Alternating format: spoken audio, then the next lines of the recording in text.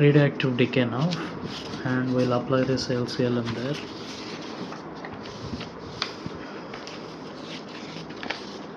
So if I take alpha decay now, by the way, radioactivity, right, which is the second topic, which the list of topics that I've written in the first. So radioactivity, there is something called a stable nucleus and there is something called unstable.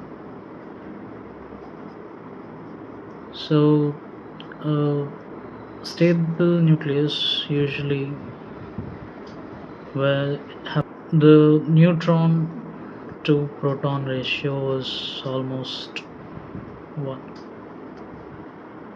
right? So that means number of neutrons is almost equal to number of protons, and instability occurs when we deviate from this. Well, it could be less than 1 or greater than 1. In either cases, a nucleus is unstable because either we have excess or neutrons, right? So if there are excess number of neutrons, we get some other model which is called LDM, liquid drop model, right? That means we assume the nucleus not as a rigid one but kind of a liquidy quantum matter, so that just like a liquid. So if you take a liquid drop, right, and that liquid drop tends to maintain its spherical shape, and it also has something called surface tension, which you already know, tends to maintain the minimum surface area. So, and the ones which the matter which is present outside, it's kind of unstable, meaning it's not that much attached as the matter which is inside the drop, right? So if I heat this or to provide some energy to this, the ones which first leave this drop is the ones which are on the periphery, right on the perimeter, right outside. So at the same time, so if I take number of nucleons, for example a nucleus like this, so the nucleons which are at outermost, they're loosely bound compared to which are innermost, right? And so as these number of neutrons tend to increase as the nucleus gets heavier and heavier from the excess number of neutrons, so this becomes unstable and tend to decay. Decay is nothing but converting one nucleus into another, right? And there are number of modes, number of options the nucleus has to decay, and one such mode is alpha decay and another one beta decay. Well, there are two things here, electron and positron, the antiparticle, and of course there are many, but right now we'll focus on these three, rather these four. Alpha, usually this is called beta minus and this is called beta plus. These two are particulate decay, and this is kind of electro EM decay, which we'll talk about. So first, if I talk about alpha decay, right, so what happens is if I take a heavy nucleus, alpha usually preferable when A is greater than 200, something like that, right? So for very heavy nuclides, so what happens is if you take a heavy nuclide, right, and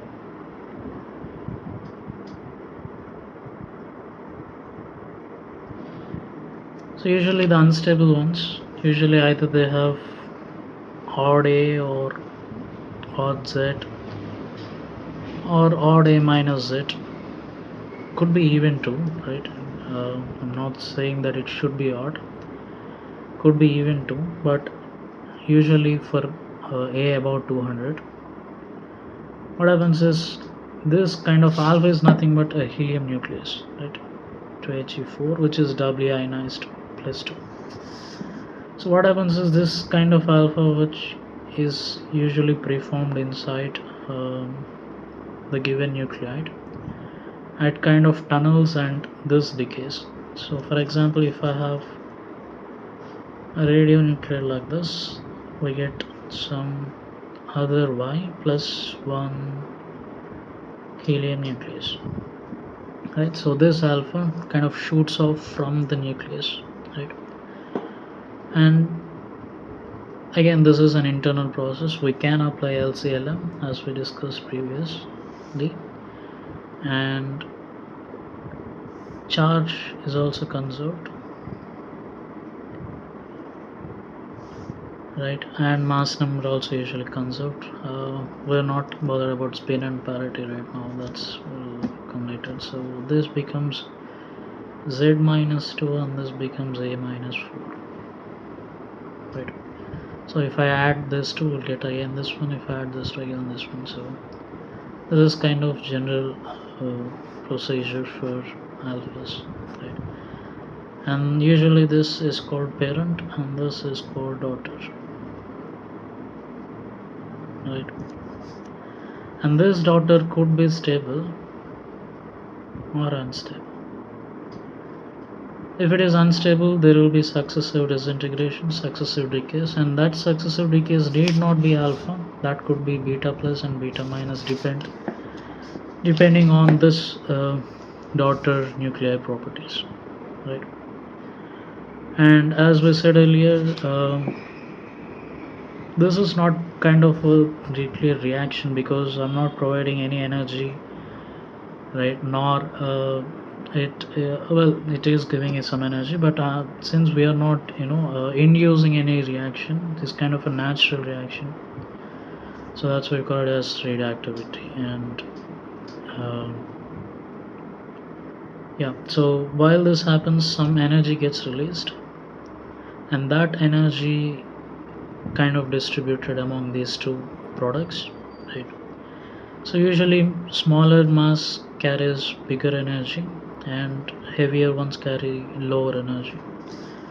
We can get that from applying LCLM. For example, if I apply LCLM, let's say this is at rest at time t is equals to 0. So initially there is no momentum at all, and finally so momentum of Y and momentum of Z or helium here, right? So momentum of Y is equals to minus momentum of helium, and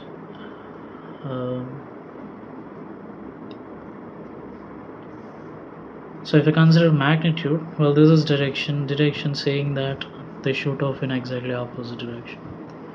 So if I consider magnitude, Py is equals to Phe, so My Vy is equals to Mhe Vhe,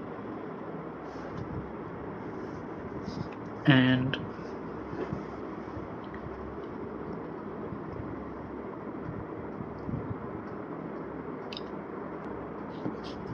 let's say in this particular case, so if I consider energy 2, so energy of X, Y, Z is 0. Let's assume it's at rest, and now these two, right? So let's say the total energy released is Q, that is Q value, right?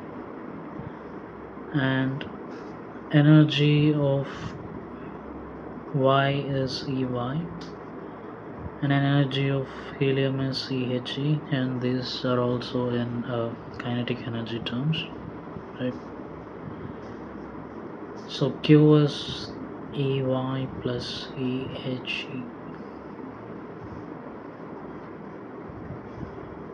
and so if I consider Ey, right, kinetic energy of daughter nucleus Y is Py squared by 2My, right?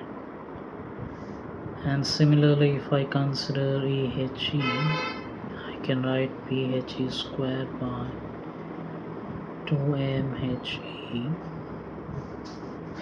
I've just written kinetic in terms of momentum and mass, p squared by 2m. And from here, in this particular case, Py is equals to Phe. So momentum is constant in both cases. So from here I can say energy is inversely proportional to mass. So heavier one takes away less energy, and lighter one, that is alpha here, takes away more energy, right? And so from here Q I can write as Py square plus Py square by 2my plus Phe square by 2mhe, mass of helium nucleus. So yeah,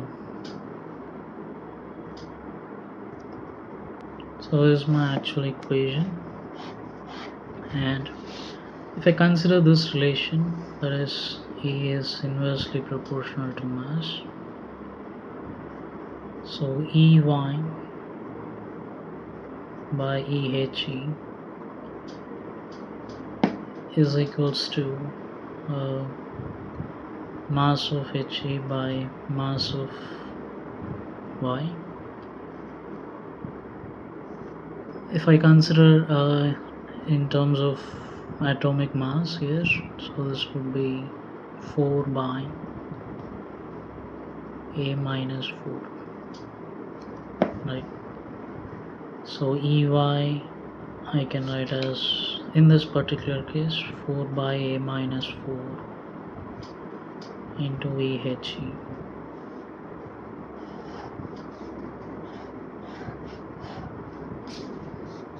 right?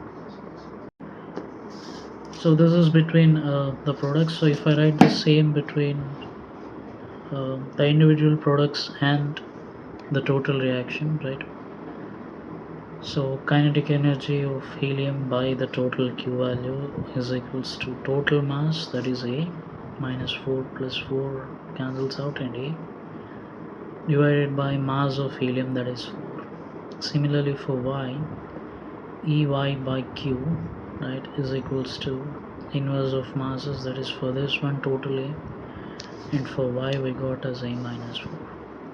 So from here Ey I can add as Q into E by A minus 4, right? So this is particular example. These equations are for particular reaction that we took. In general, usually this is accompanied, usually these daughters are unstable except when it reaches to lead, which is kind of the heaviest stable one. If it is other than lead, then everything else decays. So mostly this is an unstable one. This is accompanied by betas, usually, and successively accompanied by gammas. So gamma is, we'll discuss that later, by the way. So we'll discuss this general procedure when we complete discussing beta and gamma. So for now, alpha is this one. So alpha is kind of a doubly ionized helium nucleus, which is preformed inside a very heavy nucleus whose mass number is greater than 200. And here we can apply LCLM, and charge is also conserved, and mass number is also conserved. So this is how we apply. So for any reaction we can apply LCLM. So since I've took only two products here, I can conveniently apply this and take my momentums to be equal, right? And so yeah, mostly this is alphas. And if I go with beta,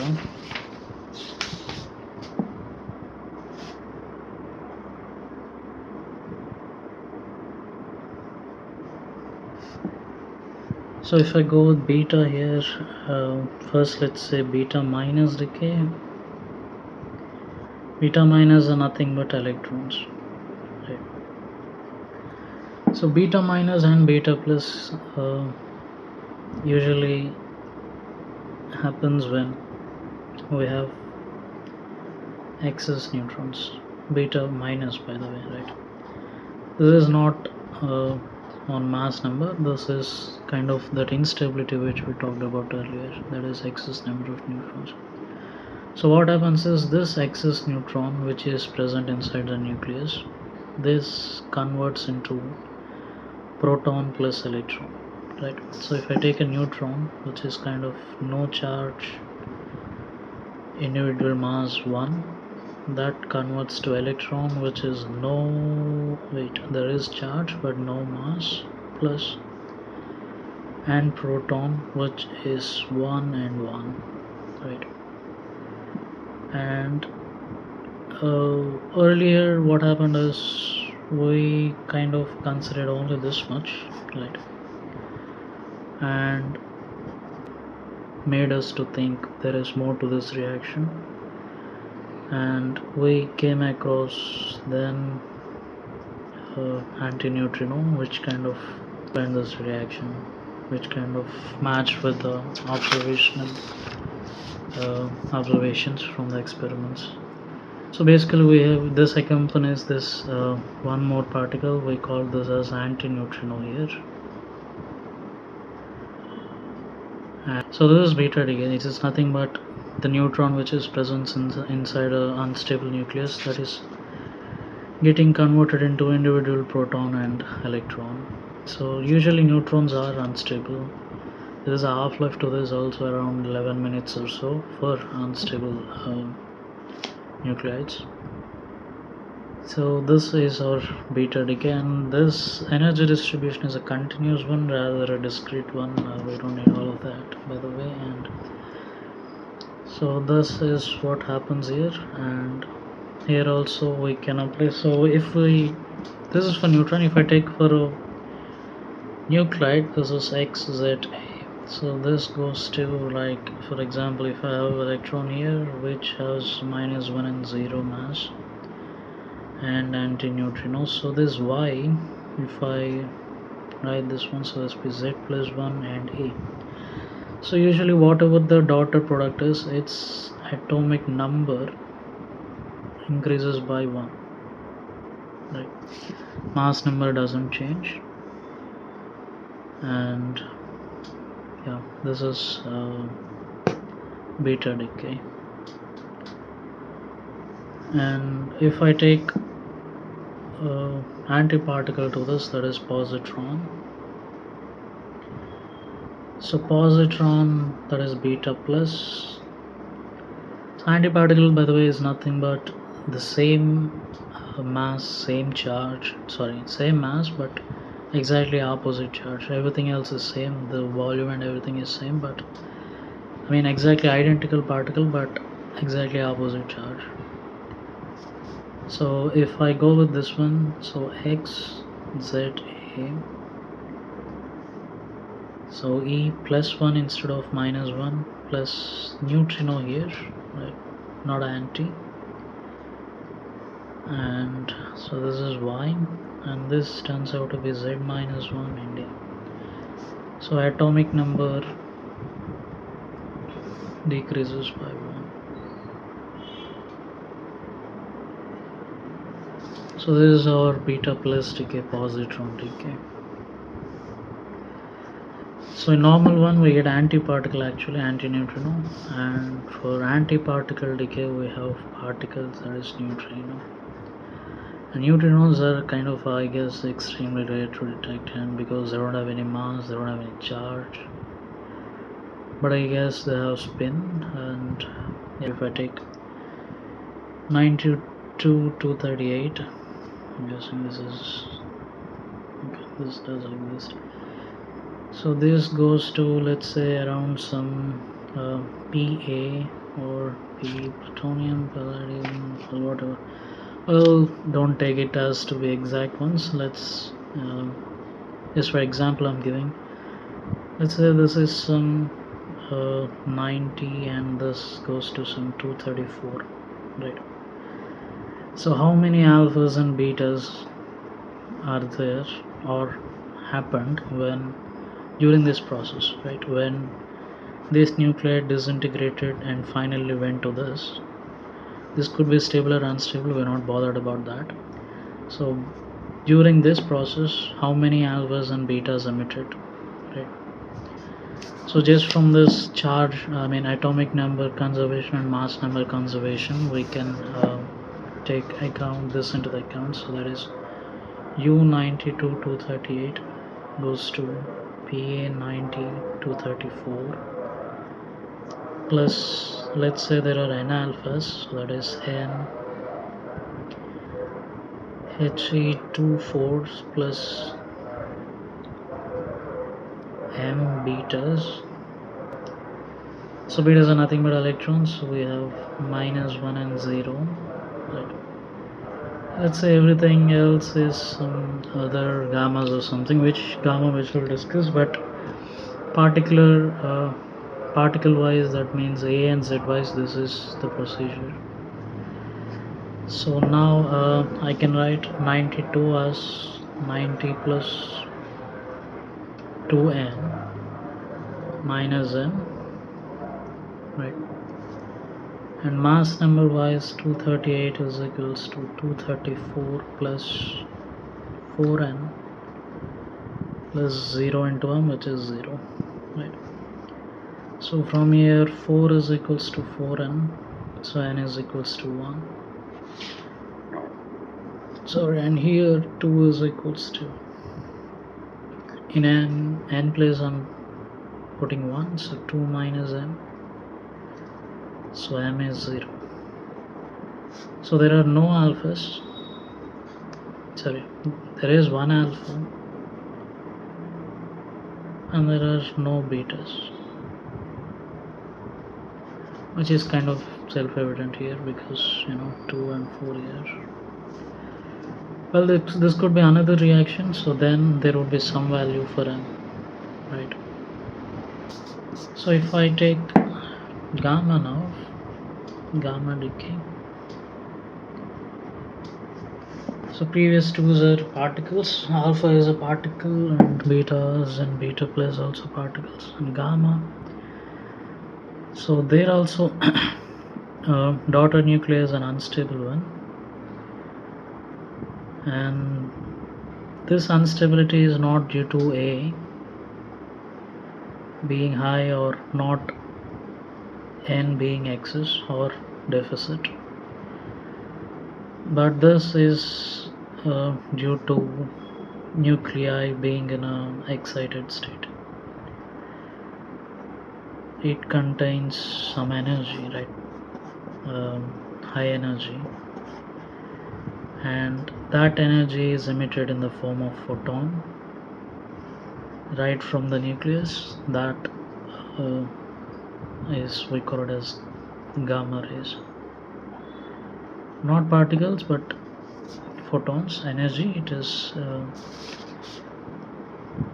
de-excited in terms of photon emission, light emission.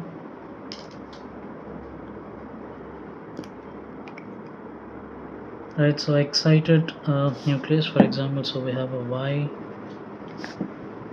so AZ, usually denoted by a star, denoting this is an excited state. This excited state decays in the form of gamma, and we get same nuclide, that is AZ, right? So gamma is kind of a nuclear phenomenon as opposed to X-ray, which is kind of a atomic phenomenon, right? For example, XAZ. So if this turns out to be Y and let's say some alpha and let's say some beta, let's say some gamma, right? So this alpha is He24. For simplicity's sake, let's say this one, we are generalizing only to that. most alphas and betas are succeeded by gammas because daughter nuclei are unstable most of the times, except it is not lit. We've already discussed that. So let's say I have X, A, sorry, this is Z and A, and goes to some, let's say we have some alpha here, and accompanied by some gamma here, and here let's say we have some Y, and this is Z minus 2 and A minus 4, right? It could be beta also. Let's write that also. So Z and A. If I write beta here, which is electron, so this would be charge minus 1, mass 0, accompanied by anti-neutrino, and let's say gamma is also there, and Y and Z plus 1 and E, right? So in both cases, apart from the particle, we have this photon part, gamma part, and we have to account for energy for this too. So the total Q value I should write, if they fly off in different directions, kinetic energy of Y plus kinetic energy of alpha, well, or beta in this case, well, in this case plus CF antineutrino 2, right? These two are equivalent, by the way, and plus energy of gamma, right? So this is total, and so based on this there was a previous problem, so that's why I'm discussing this. And particle kinetic energy, we have energy of gamma 2. So while in previously we've written EY is equals to total Q value into mass of alpha by mass of alpha plus, well, total, right, mass of alpha plus mass of Y. So here, in case of only alpha was there, we can just write this, but here E gamma is also there. So for EY, instead of this we can do Q minus E gamma, because this is my available K for the particles apart from gamma, right? And this is for M alpha by M alpha plus My. So this total product Q minus E gamma, right? So if I discuss that example, so yeah, here it is. So it's 2019, and so they're given this radium isotope 226, which was at rest, and in ground state it undergoes alpha decay to radon 222 in excited state. So this daughter nucleus is in excited state, and kinetic energy of alpha is given, and yeah, so radon is going through gamma decay, and they've asked what is the energy of gamma, and they've given individual nucleides atomic mass units. Well, so what they've given is here radium 226 88 is being converted to radon 86222,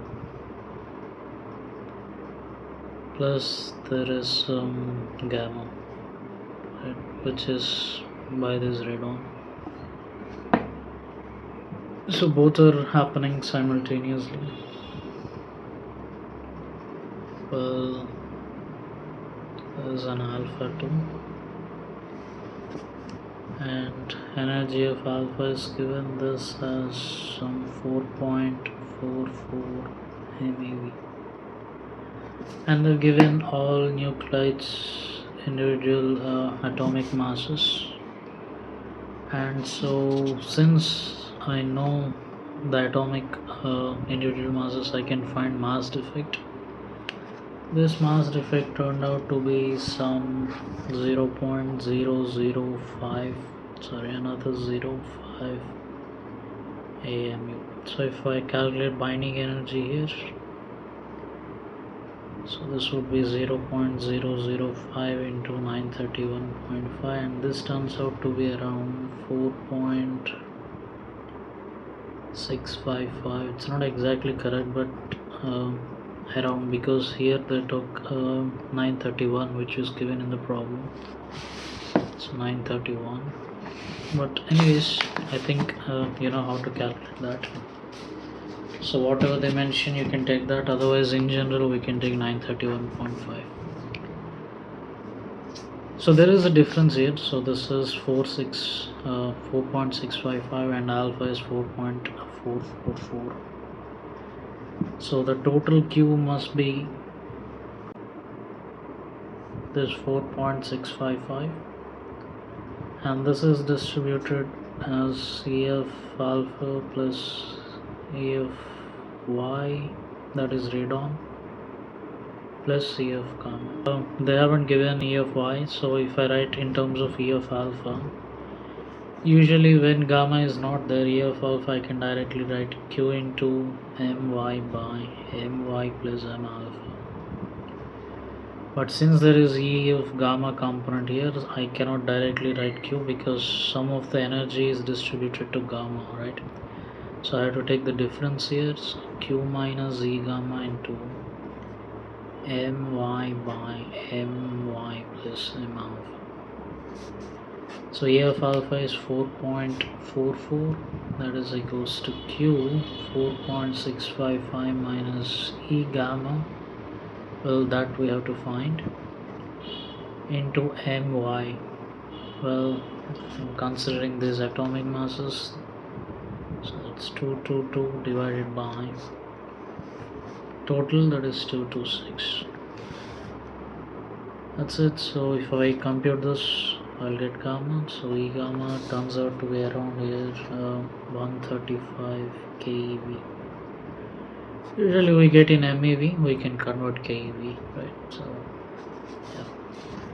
So apart from particles, if we have photon energy, so we have to take that also into the account.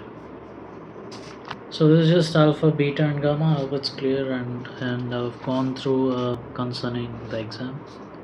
You know this activity, right?